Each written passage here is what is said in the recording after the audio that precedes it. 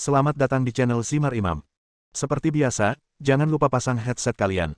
Siapkan kopi dan camilan. Lupakan pahitnya kehidupan. Mari kita dengarkan sambil rebahan. Penembak jitu terbaik. Bab 1505. 4 sepeda motor melaju ke arah Angli dalam kegelapan dan berhenti.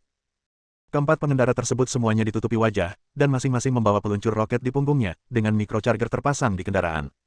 Serahkan sisanya padaku. Angli mengeluarkan pistolnya dan berjalan. Dalam ledakan dahsyat tadi, hampir seluruh anak buah Mosa tewas, dan sisanya tidak dapat bertahan dan dibungkam oleh Lian. Boom, boom. Angli membunuh pengemudi yang melarikan diri dari truk sampah dengan 3 tembakan. Ketika dia mendengar suara Mosa dari radio, dia mengangkatnya dan berkhotbah dengan suara rendah. Mosa, kamu harusnya tahu siapa aku, terima kasih atas emasmu. Siapa kamu, siapa kamu? Teriak Mosa. Bang. Setelah tembakan terakhir, kontak dengan Mosa benar-benar hilang. Berdebar. Mosa duduk di kursi dan bergumam dengan suara rendah, sedikit bingung, siapa kamu? Siapa kamu? Beberapa detik kemudian, Mosa kembali berdiri sambil berkata, wow, dan berteriak penuh semangat, aku tahu siapa kamu.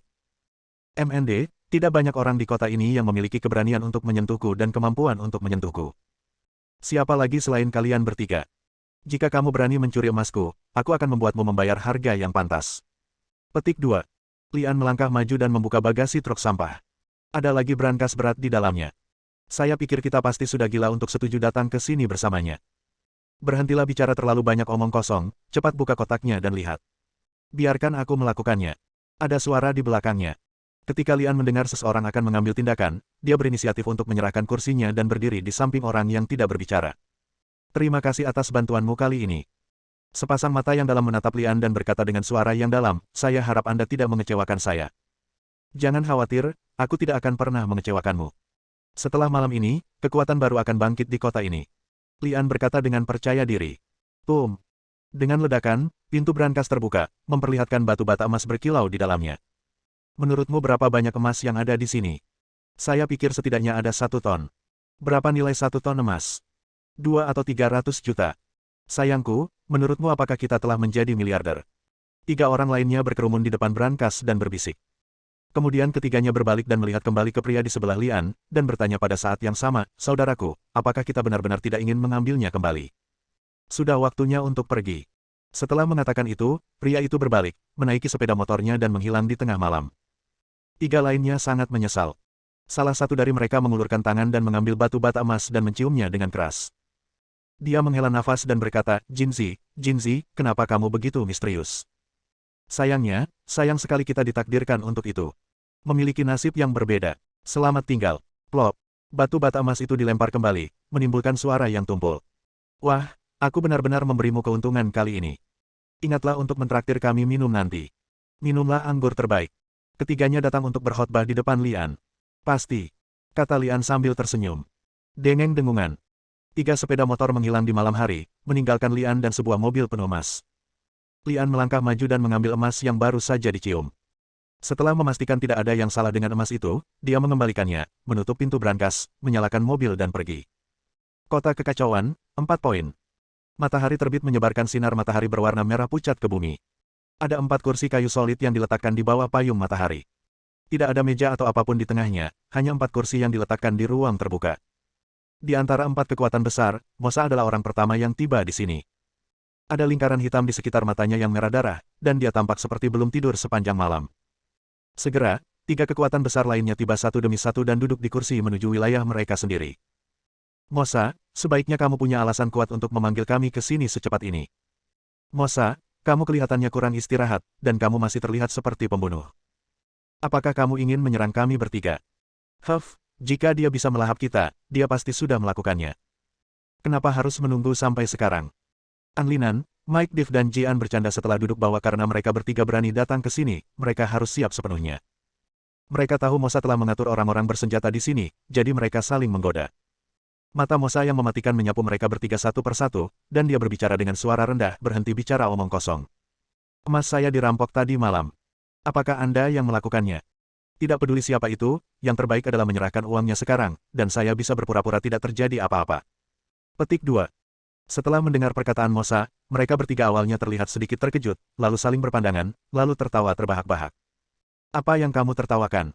Teriak Mosa dengan marah. Mosa, kamu sebenarnya mengira kami bertiga yang melakukannya. Apakah kamu punya bukti? An Linan bertanya sambil tersenyum.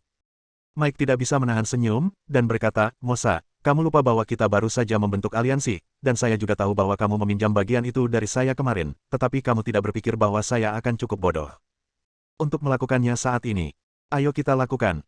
Jian mengusap matanya yang buta dan berkata dengan dingin, jangan bilang aku tidak melakukannya. Meskipun itu benar-benar aku, menurutmu apakah aku akan mengembalikan emas itu padamu? Jadi kalian bertiga tidak melakukannya. Mosa menatap mereka bertiga. Mosa, izinkan aku memberimu petunjuk. Mike dan aku sama-sama dirampok baru-baru ini. Seorang Linan mulai berbicara, suaranya sedikit berhenti, matanya tertuju pada Jian, dan dia tersenyum. Kemarin orang itu mengulurkan tangan jahatnya pada Mosa. Dia akan segera menemukanmu. Kalau begitu biarkan dia datang. Jian mendengus dingin, berdiri dan berkata pada Mosa. Pesta ini sungguh membosankan. Lagi pula, telur dadarku semakin dingin dan aku harus kembali menikmati sarapanku. Mosa, aku ikut berbela sungkawa.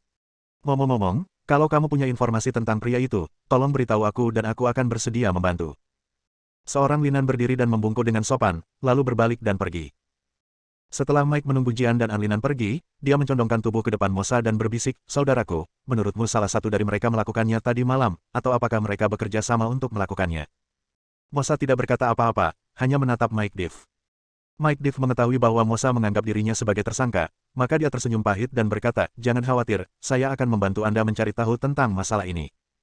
Mosa melihat ke belakang ketiga sosok itu di tiga arah, dan berkata dengan suara rendah, karena kamu tidak akan memberiku penjelasan, ayo kita berperang.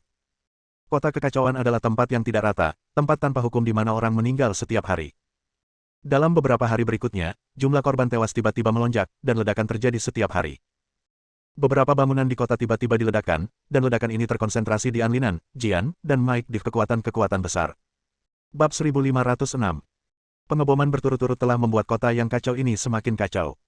Dulu orang tidak berani keluar pada malam hari, namun kini malah tidak berani keluar pada siang hari. Meski berdiam diri di rumah, Anda tetap takut dilanda bencana yang tidak terduga dan hancur berkeping-keping oleh ledakan yang tidak dapat dijelaskan. Mike Div, An Linan, dan Jian tentu saja mengetahui bahwa bom tersebut disebabkan oleh Limosa, sehingga ketiganya pun melancarkan serangan balik. Singkatnya, kota kekacauan seperti api penyucian di bumi saat ini. Sejak Lian merampok emas Mosa, dia telah duduk di gunung menyaksikan pertarungan antara harimau dan harimau, menyaksikan empat kekuatan besar saling memakan kekuatan satu sama lain. Seluruh kota yang kacau dipenuhi dengan bau tembakan, hingga suatu hari Lian, mengenakan jubah kosong dan menutupi wajahnya, muncul di wilayah Jian bermata satu. Berhenti. Lian belum memasuki gedung tempat Jian berada, tapi dia mendekat dan menunjukkan sedikit niat sebelum dihentikan oleh dua penjaga keamanan di depan pintu. Bentrokan beberapa hari terakhir ini membuat para satpam semakin waspada. Mereka masing-masing mengeluarkan senjata dan mengarahkannya ke Ang Li sambil berteriak dan bertanya, siapa kamu? Apa yang ingin kamu lakukan? Tangan kiri Lian awalnya ada di sakunya. Saat ini, dia mengangkat tangan kanannya tinggi-tinggi, perlahan-lahan mengeluarkan tangan kirinya, dan berkata sambil tersenyum, jangan gugup, saya hanya ingin berbisnis dengan Tuan. Jian, ini milikku. Ketulusan. Penjaga keamanan tampak sedikit terkejut saat melihat Lian memegang segepok uang kertas AS di tangannya. Setelah saling memandang, salah satu dari mereka melangkah maju untuk mengambil uang kertas dari tangan Lian untuk memverifikasi keasliannya, lalu meraih uang tersebut. Uang di punggung Lian. Wow. Lian tiba-tiba bergerak, meraih penjaga keamanan, mengambil pistol orang lain dan menempelkannya ke dagunya, menggunakan dia sebagai perisai manusia di depannya. Jangan bergerak, atau aku akan menembak kepalanya. Lian mula-mula meneriaki penjaga keamanan di seberang, lalu mengabar kepada penjaga keamanan di tangannya. Maaf, kamu tidak bisa menyentuh barang-barang di dalam tas. Berhenti, letakkan pistol di tanganmu. Petugas keamanan di seberang sedikit ketakutan dan berteriak keras, pistol di tangannya bergetar karena teriakan itu. Pada saat yang sama, lebih dari selusin pria bersenjata bergegas keluar gedung dan mengarahkan senjatanya ke Lian. Lian tidak takut dengan musuhnya, tapi dengan tenang melemparkan ranselnya keluar. Bang! Ransel itu menyentuh tanah dengan suara yang tumpul. Saya di sini untuk berbisnis dengan Tuan Jian. Jika Tuan Jian tidak bersedia melakukan kesepakatan ini, maka saya akan pergi sekarang. Lian berkata dengan suara yang dalam. Seorang pria bersenjata melangkah maju dan berjongkok di tanah, dengan hati-hati membuka resleting ranselnya. Cahaya kemasan memancar dari tas yang berisi dua batu bata emas. Mohon tunggu sebentar. Pria bersenjata itu mengambil ranselnya dan berkhotbah, berbalik dan memasuki gedung. Setelah beberapa saat, orang-orang bersenjata itu keluar dari gedung dan berkata kepada Lian, bos setuju untuk bertemu dengan Anda, tetapi kami harus menggeledah Anda. Retakan. Lian melemparkan pistolnya ke tanah dan mengangkat tangannya untuk menunjukkan kepada pihak lain bahwa dia bebas. Pria bersenjata di seberang melangkah maju dan mengulurkan tangan untuk menyentuh dada Lian. Ekspresinya segera berubah, dan moncong senjatanya terangkat. Tenang saja. Lian meraih pistol lawan dan menempelkannya ke dadanya. Kalian banyak sekali, aku harus mencari cara untuk melindungi diriku sendiri, kan? Saya harus melapor ke bos lagi. Pria bersenjata itu berkata dengan gugup. Tidak masalah, hati-hati jangan sampai marah. Saat Lian berbicara, dia mengulurkan tangannya dan membuka jubahnya, memperlihatkan bom yang diikatkan di dadanya. Ekspresi orang bersenjata lain di dekatnya juga langsung berubah. Mereka semua mengarahkan senjatanya ke arah Lian, namun tidak ada yang berani menembak dengan mudah karena takut meledakkan bom di Lian. Jian mengetahui berita tersebut dan tetap menyetujui pertemuan dengan Lian karena dua batu bata emas tersebut. Lian melihat Jian di kantor, dan dua batu bata emas yang dibawanya diletakkan berdampingan di atas meja. Aku mengagumi keberanianmu datang menemuiku sendirian. Jian menatap Lian dan berkata. Lian duduk di hadapan Jian dan berkata sambil tersenyum, aku juga mengagumi keberanianmu. Kamu bersedia bertemu denganku meskipun kamu tahu aku punya bom. Setelah jeda sebentar dalam kata-katanya, dia mencondongkan tubuh ke depan dan bertanya dengan suara yang dalam. Apakah kamu tidak takut aku akan meledakkan bom itu padaku? Takut. Tapi aku tahu kamu tidak akan melakukan itu. Jian tertawa saat berbicara, dan Lian juga tertawa. Setelah cukup tertawa, Jian menatap batu bata emas di atas meja dan bertanya, jadi, kamulah yang mencuri emas Mosa? Ini aku. Lian tidak menyangkalnya. Apakah kamu yang menyerang Mike Div dan An Linan sebelumnya? Jian bertanya. Ini aku. Lian masih mengakuinya. Jadi kamu cukup berani untuk memprovokasi 3 harimau jahat di kota ini secara bersamaan. Jian berkata dengan dingin. Jika aku tidak cukup berani, aku tidak akan berani berbisnis denganmu, kan? Lian tersenyum. Haha. Jian tertawa lagi, menatap Lian dan berkata, sejujurnya, aku menyukaimu, kamu lebih menyukaiku. Suaranya berhenti sebentar, lalu dia berbicara dengan dingin. Apa yang membuatmu berpikir aku akan berbisnis denganmu? Dengan emas di tanganku. Siapa yang bisa bermasalah dengan uang? Jawab Lian. Jian berdiri dan berjalan mondar-mandir beberapa langkah, dan akhirnya berhenti di depan Lian dan bertanya, apa yang kamu inginkan? Semua. Saya ingin apapun yang Anda miliki di sini. Jawab Lian. Kamu benar-benar rakus. Jian kembali mencibir dan mengikuti khotbahnya. Emas itu milik Mosa, dan aku tidak bisa mengambil risiko, kalau tidak, dia akan mengira aku merampas emasnya. Bukankah itu yang dia pikirkan sekarang? Lian bertanya. Cekikikan. Jian tertawa aneh dan berkata, wah, kamu semakin tertarik padaku. Bagus. Saya telah memutuskan kesepakatan Anda, tetapi saya akan menaikkan harga pasar sebesar 30%. 10%. Wah, tidak ada yang berani menawar denganku, Jian berkata dengan dingin. Kalau begitu 20%, kalau tidak, kesepakatannya sudah selesai, kata Lian tanpa mengubah wajahnya. Oke, 2%. Kapan Anda berencana memintanya? Jian bertanya. Aku menginginkannya kapanpun kamu bisa mengirimkannya. Jawab Lian. Kalau begitu besok siang, siapkan emasnya. Jian berpikir sejenak dan berkata. Emas bisa diberikan kepadamu kapan saja. Kata Lian. Di mana tempat pengirimannya? Tanya Jian. Ada pabrik terbengkalai di luar kota, tahu kan? Kita sudah membuat kesepakatan di sana. Jawab Lian. Oke. Jawab Jian. Kalau begitu, sampai jumpa besok. Lian berdiri dan berkata. Tunggu sebentar. Jian tiba-tiba menghentikan Lian, lalu berkata dengan suara yang dalam. Apakah kamu tidak takut aku akan mengkhianatimu dan memberitahu Mosa bahwa kamu merampok emas itu? Lian tersenyum dan berkata, sekarang setelah saya melakukannya, apakah menurut Anda saya akan takut memberitahu Mosa? Selain itu, jika Anda memiliki masalah dengan uang, tidak ada yang dapat saya lakukan. Cekikikan. Jian menatap Lian dan tertawa. Bab 1507. Lian menatap Jian dengan saksama, dan pihak lain tersenyum. Dia tidak boleh kehilangan momentum. Menghadapi Lian yang tampak tenang, tawa Jian berangsur-angsur menjadi canggung, dan akhirnya ia harus terbatuk ringan untuk mengakhiri tawa canggungnya. Baiklah. Saya bisa membuat kesepakatan ini dengan Anda, tapi saya akan menaikkan harganya sebesar 20%. Jian mencondongkan tubuh ke depan dan menatap Lian dengan tatapan pencatut. Tidak masalah. Lian langsung setuju. Dia datang ke sini hanya untuk membeli senjata dan perlengkapan. Bahkan jika Jian menaikkan harga hingga 50%, dia tetap bersedia mengeluarkan uang untuk membelinya. Baiklah. Apapun yang Anda inginkan, saya akan menemukan cara untuk mendapatkannya untuk Anda. Jian ragu-ragu sejenak. Awalnya dia ingin mempermalukan Lian tentang harganya, tapi dia gagal. Orang ini baru saja merampok gerobak penuh emas. Dia punya banyak uang. Jian mengumpat dalam hati. Ang Li menjawab, saya ingin apapun yang Anda miliki, meskipun itu Teng, saya akan mengambil semuanya. Teng, benda itu tidak murah. Apa kamu benar-benar menginginkannya? Jian mengerutkan kening, dan sepertinya dia benar-benar berencana membelikan Teng untuk Lian. Ya, kenapa tidak? Lian berkata dengan riang. Ini adalah kota yang kacau. Jika Anda memiliki tank, Anda dapat meningkatkan kekuatan militer Anda dan mengendarainya di jalan. Baiklah. Saya akan menyiapkannya dan saya bisa mengirimkannya kepada Anda besok. Yang perlu Anda lakukan hanyalah menyiapkan emasnya. Jian berpikir sejenak dan berkata, emas bisa diberikan kepadamu kapan saja. Jawab Lian. Lalu kita akan berdagang kemana? Tanya Jian. Lian menjawab, kamu tahu ada pabrik terbengkalai di luar kota, kan? Jian mengangguk. Aku akan menunggu di sana, asal kamu menyiapkan barang-barangmu dan langsung berangkat ke sana. Lian terus berkhotbah. Baiklah, sampai jumpa besok. Doakan kami bertransaksi dengan senang hati. Jian berdiri dan mengulurkan tangannya pada Lian. Lian tidak berjabat tangan dengan Jian, hanya menatapnya dan berbalik untuk pergi. Dia datang untuk berdagang dengan Jian, bukan untuk mencari teman. Bajingan ini. Jian mengambil kembali tangannya yang malu dan mengumpat, lalu meraih telepon rumah di atas meja dan menggeram. Cari seseorang untuk mengikuti anak itu. Saya ingin tahu di mana saja saya hari ini. Selain itu, jika kamu dapat menemukan emasnya, bunuh saja dia untukku. Ya, bos. Suara dingin terdengar dari telepon. Setelah Lian meninggalkan gedung Jian, dia tidak pergi kemanapun, tetapi langsung pergi ke tempat pelatihannya, pabrik yang ditinggalkan. Begitu dia memasuki pabrik dan duduk, terdengar suara bising di luar, lalu dia melihat Kofi memimpin tim dan mengantar dua pria asing masuk. Bos, mereka berdua yang mengikutimu. Kofi menendang pantat salah satu orang itu, hampir menyebabkan dia jatuh ke tanah. Orang yang ditendang itu berbalik dan menatap Kofi dengan dingin, dengan niat membunuh di wajahnya. Jika Kofi tidak memegang pistol, dia bersumpah akan melakukan itu. Hei, berhentilah membayangkan sesuatu. Anda sebaiknya menetap ketika Anda datang ke tempat saya, jika tidak, Anda tidak akan pernah menetap. Lian menjentikkan jarinya dan berkata, menarik perhatian pihak lain, lalu berkata, Jian benar-benar mengecewakanku. Dia hanya mengirim dua orang ke sini.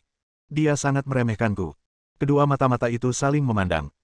Mereka mengira mereka telah sangat berhati-hati sepanjang jalan, namun mereka tidak menyangka akan ditemukan oleh Ang Li di pagi hari dan disergap oleh Kofi dan yang lainnya.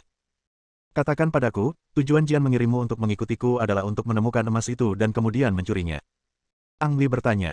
Pria yang sedikit lebih gemuk di sebelah kiri berbicara, bos tidak terlalu percaya dengan transaksi ini. Dia mengirim kami untuk melihat apakah emas itu benar-benar ada di tangan Anda. Kopi. Panggil Ang Li. Ya, bos. Kofi menanggapi dengan lembut, berbalik dan berjalan agak jauh dan memerintahkan seseorang untuk mengangkat terpal, memperlihatkan truk sampah yang tersembunyi di bawahnya. Brankasnya terbuka, dan emas yang diberi kode rapi di dalamnya terlihat jelas. Melihat begitu banyak emas untuk pertama kalinya, anak buah Jian tercengang. Kamu bisa mendekat dan menyentuhnya, kata Lian dari samping. Kedua mata-mata itu saling memandang dan tampak ragu-ragu, namun pada akhirnya mereka tidak dapat menahan godaan emas. Mereka naik ke truk sampah dan merogoh brankas untuk menyentuhnya. Oke, jangan sentuh emasnya dengan kotor. Kofi berteriak dari samping, dan mereka berdua dengan cepat menarik tangannya karena ketakutan. Lian berdiri di bawah mobil dan tersenyum, sekarang kamu telah memastikan keberadaan emas yang sebenarnya, kamu dapat kembali dan melapor ke Jian. Ngomong-ngomong, izinkan saya menyampaikan kata-kata saya. Apakah Jian ingin saya melanjutkan transaksi atau ingin mengambil emasnya, saya akan berada di sini menunggunya. Kedua mata-mata itu saling memandang lagi, dan kemudian pria yang lebih gemuk itu berbicara, Tuan, saya yakin bos Jian akan dengan senang hati berdagang dengan Anda. Jika tidak ada instruksi lain, maka kami akan pergi dulu. Lian mengangguk dan melihat kedua mata-mata itu pergi. Setelah mata-mata itu pergi, Kofi bertanya dengan bingung, bos, saya tidak mengerti. Kedua orang yang mengikutimu ke sini jelas-jelas mencoba mendapatkan emas, jadi mengapa tidak membunuh mereka saja? Petik 2. Kofi, ingat satu hal. Beberapa hal tidak dapat diselesaikan hanya dengan paksaan, Anda harus menggunakan otak Anda. Lian sedang berkhotbah. Melihat Kofi kurang memahami kalimat ini, dia terus berkhotbah. Misalnya, kali ini kita membutuhkan senjata Jian untuk tumbuh lebih kuat. Oleh karena itu, sangat penting untuk melakukan pengendalian diri sebelum mendapatkan senjata dan perlengkapan tersebut, mengerti? Sepertinya aku mengerti sedikit. Kofi mengangguk seolah dia mengerti. Berhenti membicarakan hal ini, apakah kamu sudah melakukan apa yang aku minta? Ang Li bertanya. Kofi meludah ke tanah dan berkata, orang-orang itu hanyalah sekelompok anjing liar. Mereka semua berlari ketika mendengar ada makanan gratis. Ada berapa orang di sana? Lian bertanya lagi. Sekitar 200 di antaranya, saya mengunci semuanya di pabrik lain. Jawab Kopi. 200, ditambah orang-orang kita sudah cukup. Lian menepuk keningnya dan mengikuti instruksi. Kofi, beri mereka makan secukupnya. Keberhasilan transaksi besok tergantung pada bantuan mereka. Ya, bos. Kofi menjawab. Dini hari berikutnya, sebuah tim muncul di jalan utama luar kota. Di depan ada sebuah tank Amerika, diikuti oleh 2 kendaraan off-road Humvee bersenjata dan 4 truk bersegel. Lian berdiri di atas rumah dengan teleskop di tangannya dan melihat tim tersebut. Dia berkata sambil tersenyum, saya tidak menyangka dia benar-benar membawa tank. Setelah jeda sebentar, dia meletakkan teleskopnya dan menoleh ke Kofei, yang berdiri di samping, dan bertanya. Bagaimana persiapannya? Saya telah mengikuti instruksi Anda dan menyuruh mereka semua tiba di posisi yang ditentukan. Sekarang mereka tinggal menunggu perintah Anda, jawab Kofei. Oke. Lian menjawab dengan puas. Bab 1508.